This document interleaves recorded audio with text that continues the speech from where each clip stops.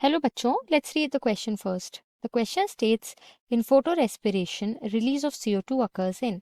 Four options are given. First is mitochondria, second is chloroplast, third is peroxisomes and fourth is glyoxysome. Question में पूछ रहे हैं कि photo respiration में CO2 release कहाँ से होती है। इस क्वेश्चन को आंसर करने के लिए हम की कॉन्सेप्ट देखेंगे।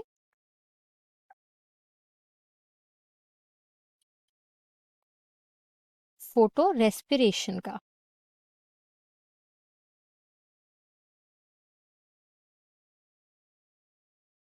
तो ये जो फोटो रेस्पिरेशन है, ये प्रोसेस होती है इन C3 प्लांट्स।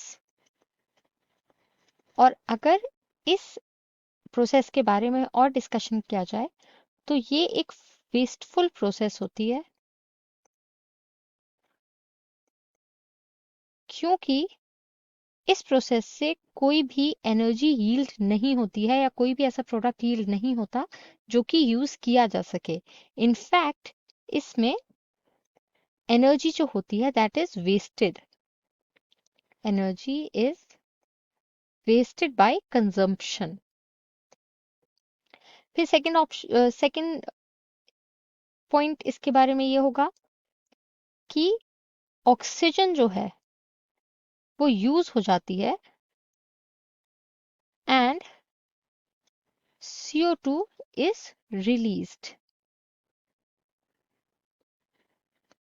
ये जो ऑक्सीजन यूज होती है, this is used due to the action of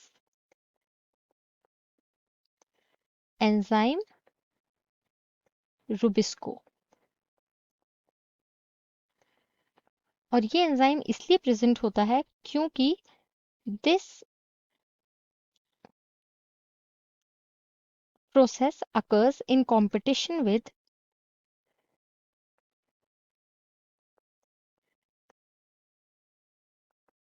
C3 cycle और Calvin cycle। तो इस साइकिल का जो एंजाइम होता है रुबिस्को, ये O2 पर एक्ट कर जाता है और CO2 जो होती है वो रिलीज होती है। अब देखें कि क्या इन्वॉल्वमेंट होते हैं कौन से ऑर्गेनल्स के।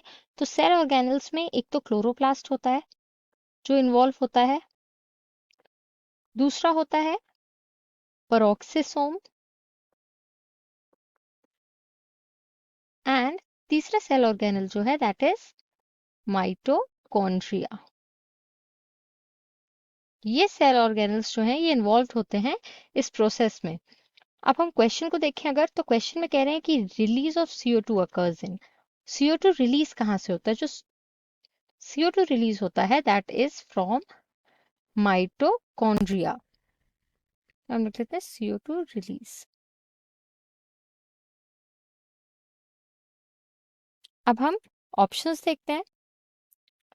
फर्स्ट ऑप्शन में माइटोकॉन्ड्रिया लिखा हुआ है जो कि हमारा करेक्ट आंसर होगा। बाकी ऑप्शंस में क्लोरोप्लास्ट, पेरोक्सिसोम्स एंड ग्लायोक्सिसोम है। तो chloroplast and peroxisome even though they are involved in the process but CO2 is not released from them. लेकिन ग्लायोक्सिसोम जो है it is not even involved. So the final answer to this question will be option number 1। Hope you understood it well. All the best.